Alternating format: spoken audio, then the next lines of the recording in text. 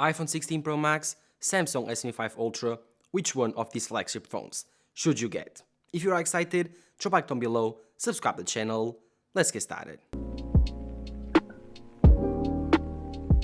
So, I've been using these two devices for the last 2 weeks. The iPhone 16 Pro Max is my main device since September, and I've bought the Samsung S25 Ultra and I've reviewed it. If you want to watch that video, go check it out, it's already on the channel.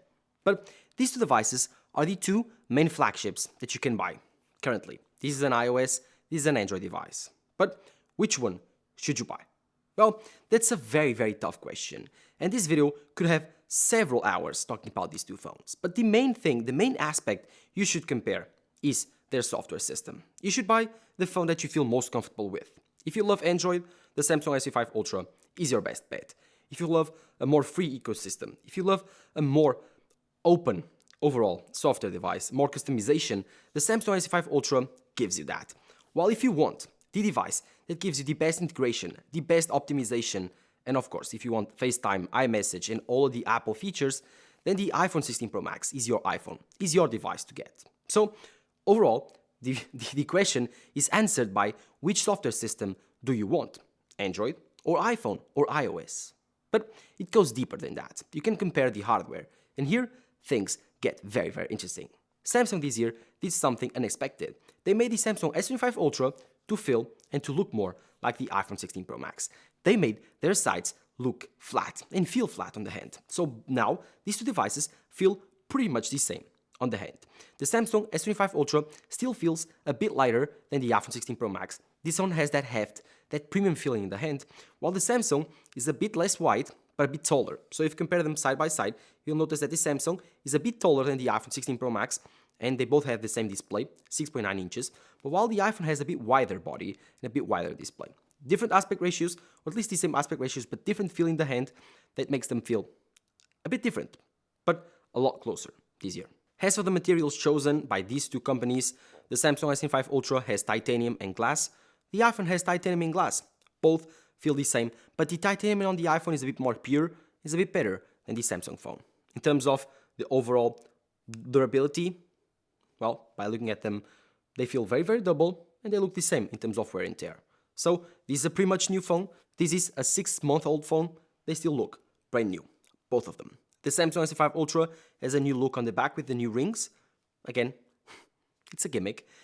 And if you ask me which one of these camera bumps do I prefer, I think I do prefer the Samsung S25 Ultra. It's a bit cleaner, it's flushed with the body, while the iPhone's is a very classic look, but it's getting old. I wish Apple did some type of redesign to this.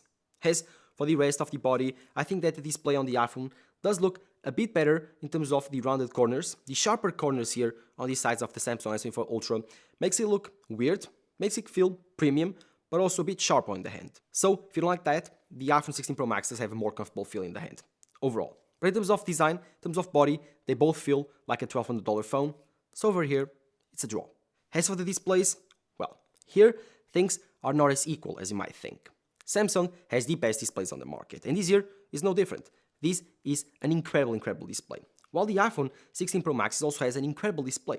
The only thing is that it's not as good as the Samsung S25 Ultra.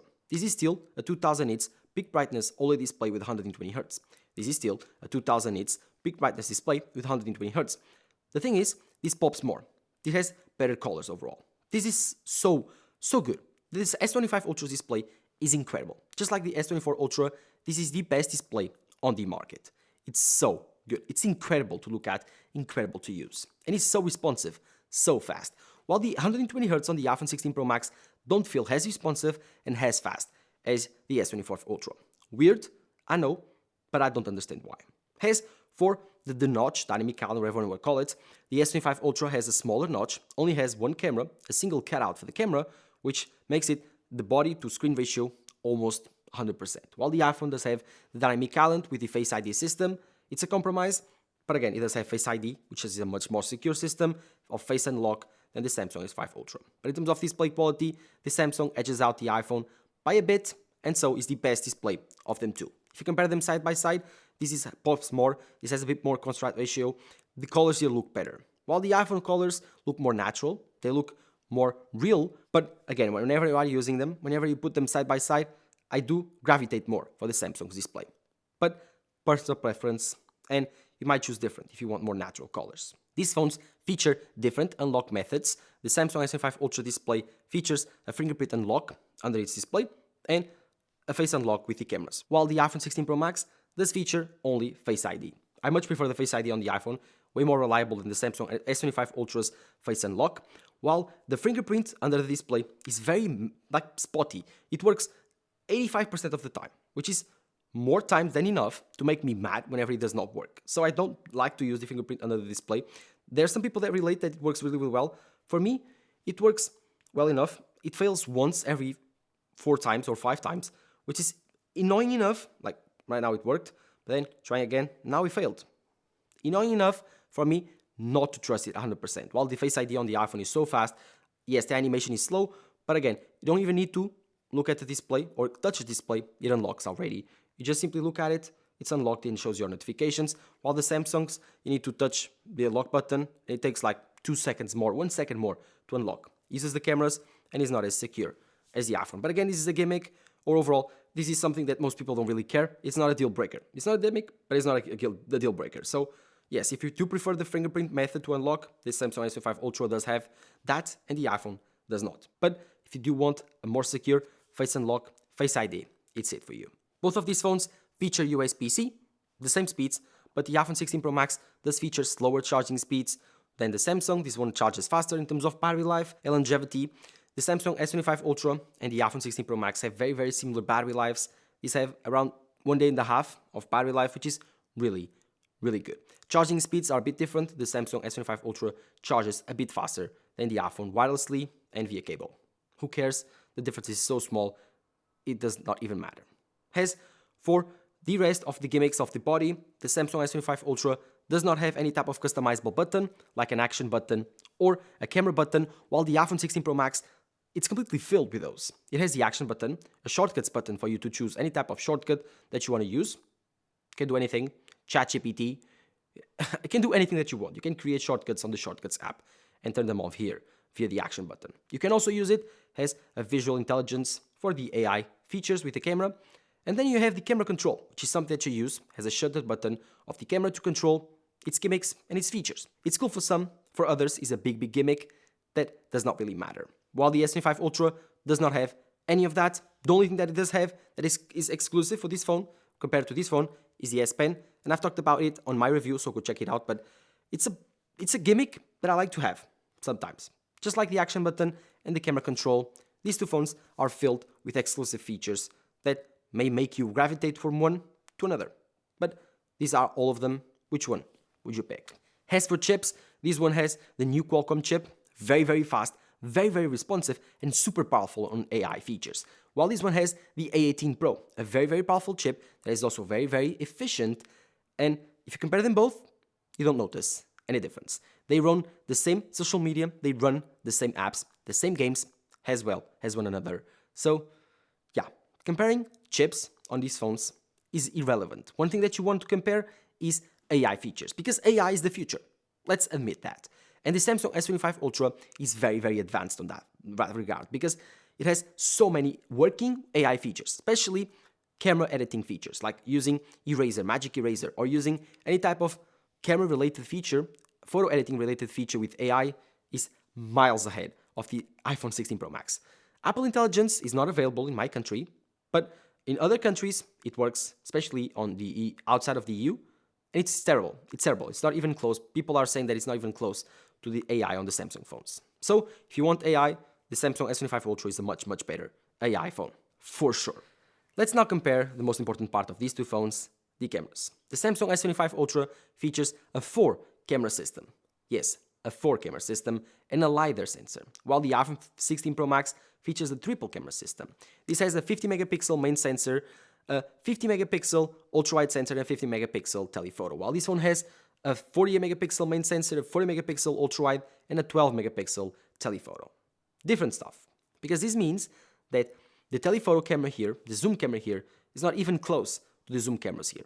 These are definitely much better. You can take a 3x telephoto optically with the Samsung S25 Ultra, and you can take a 5x telephoto optically, while also taking a 10x telephoto optically Why? Because you have a 50 megapixel telephoto camera. This means that whenever you crop in on those 5x, you are getting a 10x shot with no loss in quality.